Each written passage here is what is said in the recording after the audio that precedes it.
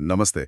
तो आज हमारे सामने टेक्नोलॉजी की दुनिया का वो क्लासिक सवाल है जो शायद कभी पुराना नहीं होगा, जावा या पाइथन। हाँ, ये तो हमेशा ही चलता रहता है। बिल्कुल, लेकिन हम इसे 2026 के नज़रिए से देख रहे हैं।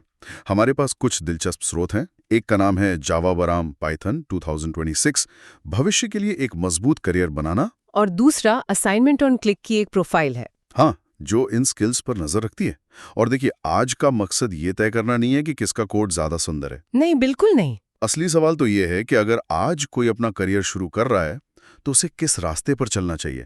मतलब आगे चलकर पैसा भी अच्छा मिले, ग्रोथ भी हो और वो मार्केट से बाहर ना हो जाए। सही बात है। तो चलिए इसकी तह तक चलते हैं। बिल्कुल, और ये सवाल आज पहले से कहीं ज्यादा जरूरी हो गया है। पहले ये बहस थोड़ी एकेडमिक लगती थी, लेकिन अब एआई और ऑटोमेशन की वजह से ये सीधे सीधे नौकरी और सैलरी से जुड़ गई है। हाँ। स्रोत भी यही कहते हैं कि इसका कोई सीधा जवाब नहीं है। ये नहीं कह सकते कि ए बी से बेहतर है। ये एक शतरंज के खेल की तरह है। बिल्कुल, आपको हर भाषा की ताकत पता होनी चाहिए, लेकिन उससे भी ज्यादा जरूरी है कि आपको उसके छुपे हुए जाल और भविष्य के खतरों के बारे में पता हो। मतलब एक छोटा सा फैसला भी आगे जाकर बहुत बड़ा असर डाल सकता है। हाँ, आज लिया गया एक फैसला 10 साल बाद करियर को बना या बिगाड़ सकता है। तो फिर आज की तारीख में मैदान कैसा दिखता है? मतलब कौन कहाँ खड़ा है? स्रोतों के हिसाब से पाइथन तो आज का रॉकस्टार है। AI, machine learning, data science, automation. हाँ, हर नई और कूल चीज में पाइथन का ही नाम है। स्टार्टअप्स की पहली पसंद, रिसर्चर्स का पसंदीदा टूल। हाँ, और इसकी वजह भी साफ है। इसे सीखना आसान है, इसका सिंटैक्स इंग्लिश जैसा लगता है, और इसके पास लाइब्रेरीज का खजाना है। आपको कुछ भी करना हो, किसी ने पहले से ही उसके लिए कोड लिख रखा है। सही है। लेकिन यहाँ एक बहुत दिलचस्प बात है जो स्रोत बताते हैं। पाइथन की यही लोकप्रियता उसके लिए दो-धारी तलवार बन गई है। दो-धारी तलवार? वो कैसे? मतलब लोकप्रिय होना तो अच्छी बात है ना? सतह पर तो अच्छी बात लगती है, लेकिन इसका नतीजा ये हुआ है कि बाजार में एंट्री लेवल पाइथन डेवलपर्स की, कह सकते हैं, बाढ़ आ गई है। अच्छा। हर कोई बेसिक पाइथन सीखकर नौकरी ढूंढ रहा है।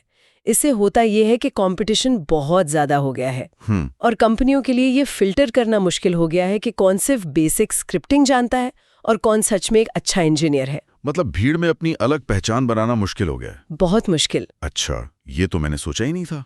तो फिर दूसरी तरफ हमारे पास जावा है। हाँ, पुराना खिलाड़ी। स्रोतों में जावा को एक पुराने भरोसेमंद हाथी की तरह दिखाया गया है।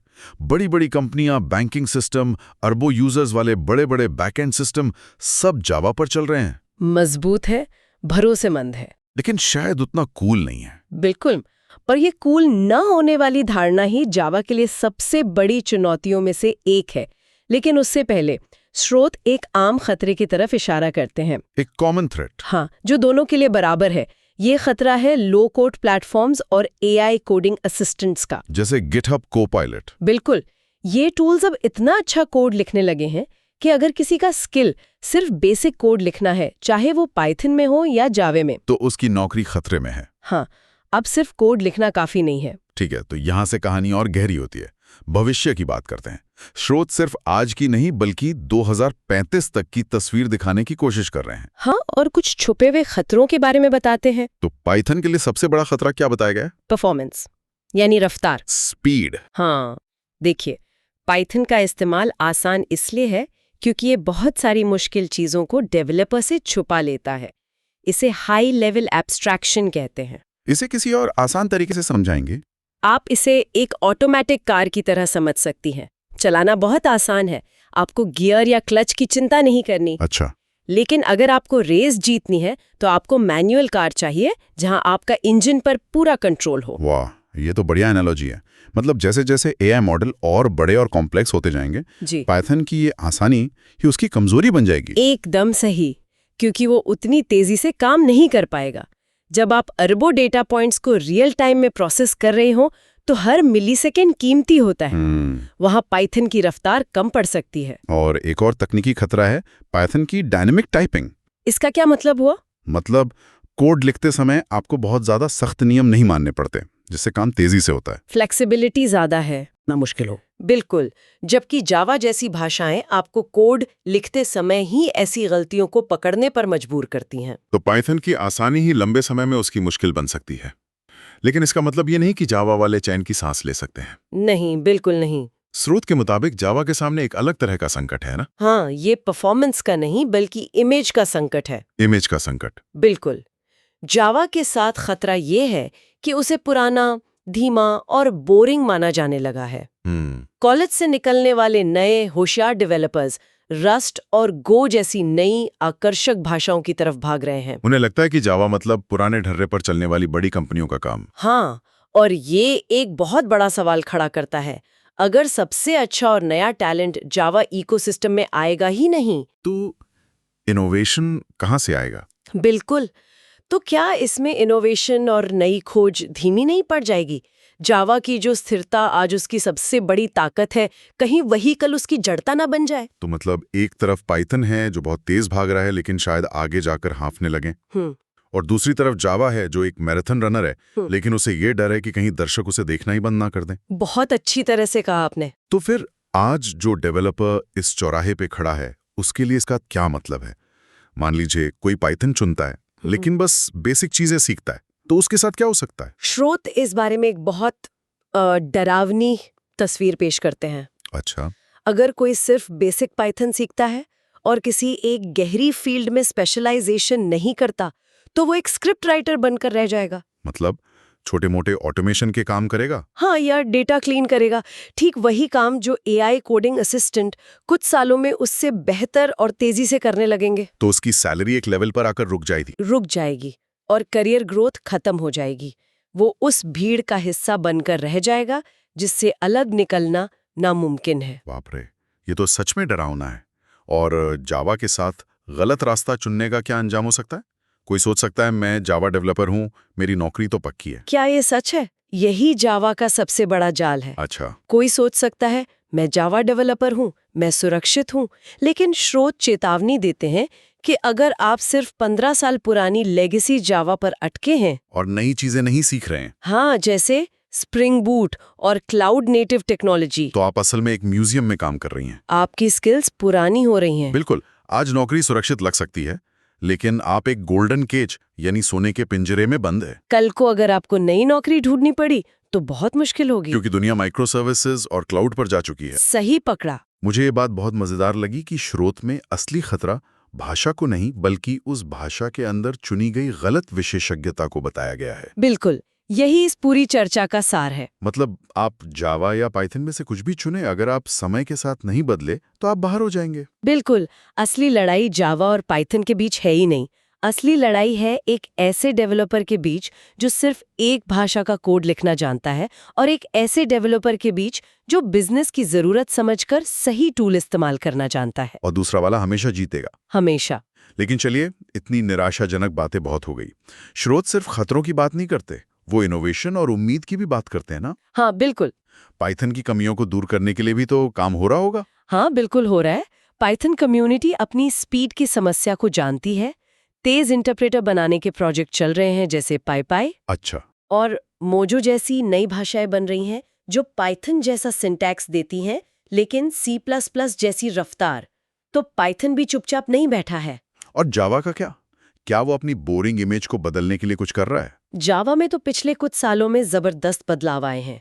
अब हर 6 महीने में नया वर्जन आता है। हर 6 महीने में? हाँ, इसका JVM आज दुनिया के सबसे बेहतरीन परफॉर्मेंस देने वाले इंजनों में से एक है। स्प्रिंग बूट जैसे फ्रेमवर्क ने डेवलपमेंट को इतना तेज कर दिया है कि आप घंटों में एक पूरी एप्लीकेशन तैयार कर सकती हैं। हाँ। और जब बात सुरक्षा और बड़े पैमाने पर भरोसे की आती है, खासकर फिनटेक में, तो आज भी जावा का कोई मुकाबला नहीं है। इसीलिए शायद उनकी सैलरी भी अच्छी होती है। बिल्कुल, स्रोत बताते हैं कि 2026 में एक अच्छे मॉडर्न जावा डेवलपर की सैलरी एक औसत पाइथन डेवलपर से ज्यादा है। ये इसी भरोसे का सबूत है। तो फिर स्रोतों का आखिरी निचोड़ क्या है, सलाह क्या है? ऐसा लगता है कि वो किसी एक को चुनने के लिए नहीं कह रहे। नहीं, बिल्कुल नहीं।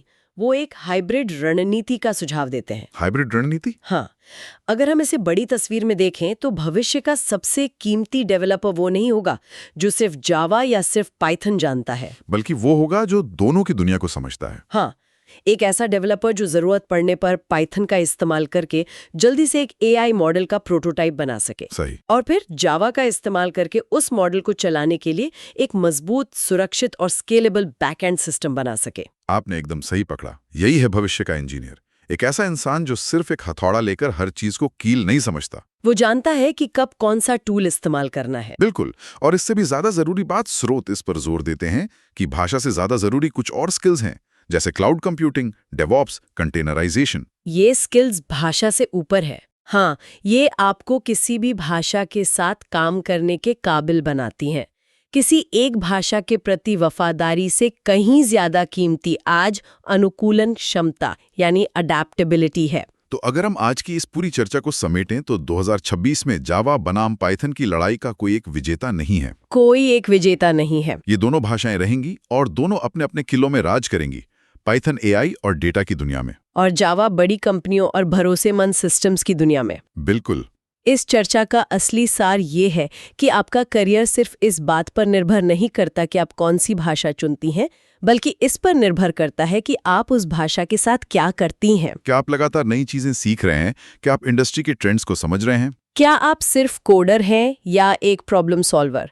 खतरा भाषा में नहीं है, खतरा ठहराव में है। ये एक बहुत मजबूत विचार है। मतलब सबसे सुरक्षित रास्ता ये है कि आप हमेशा सीखने वाली मानसिकता बनाए रखें, हमेशा बेचैन रहें, हमेशा नई चीजों के लिए भूखे रहें। हाँ, और मैं सभी के सोचने के लिए एक आखिरी सवाल छोड़ना चाहती हूँ। जरूर।